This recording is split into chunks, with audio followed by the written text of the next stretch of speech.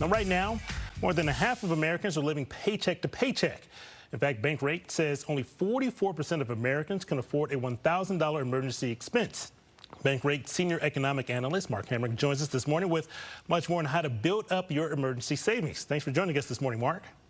Good to be with you, Brian. Thank you. Now, we just heard that alarming stat. So what does that say about the state of emergency savings for the average family?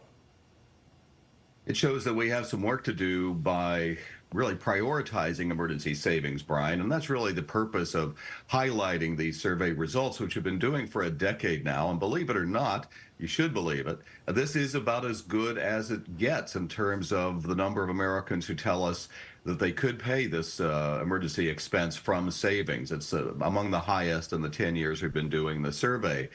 It's also quite concerning that we have about 1 in 5 say, oh, well, I'll put it on a credit card and pay it off over time. About 1 in 3 say they'd borrow in some form, perhaps from friends and family, or take out a personal loan. So what we really want people to think about today is to take out an emergency savings account, to have a direct deposit, have it go directly from their income, from their paychecks on a regular basis. And maybe to some, $1,000 sounds like a lot of money. We're not saying you have to have that today, but by doing this from this point on, maybe it's $100 every paycheck, and eventually, you'll have that emergency savings so you don't have to put it on a credit card.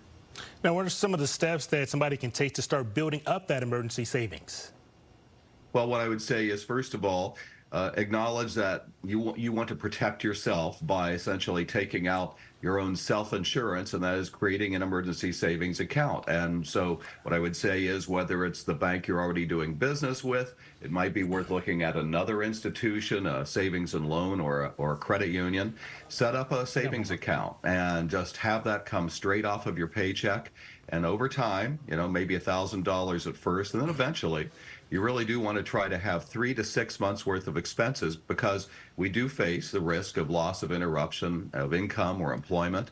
And we asked Americans, how worried would you be if indeed you were to face a loss of your job or to have your income interrupted? Would you be able to pay your immediate living expenses over the next month? And 2/3 said they are worried that they would not be able to do that. So the solution for that is to have emergency savings and not only attack the source of the worry, but attack the potential source of the problem, to have the emergency savings account.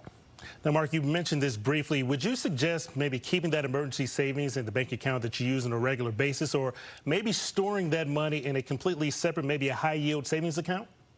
Absolutely. Good question, Brian. So the return on savings that we're getting these days, if we shop around for the best rate, whether it's a high yield savings account, perhaps an online bank, whether it's a credit union, I think it's a good idea to move that away from typically either the checking account that you already have, or move it to a completely different institution. Because how many times, and I think we've all had this happen, do you get, let's say, a text message on your smartphone and it says, this is a fraud alert, we're going to lock down your debit card to make sure that money isn't stolen from you, and then all of a sudden you don't have access to your money. So having another account can also help to resolve that potential headache as well. So I'm a big fan of having more than one account, and absolutely for emergency savings. Mark, thanks so much for joining us this morning. Thank you, Brian. Good to be with you.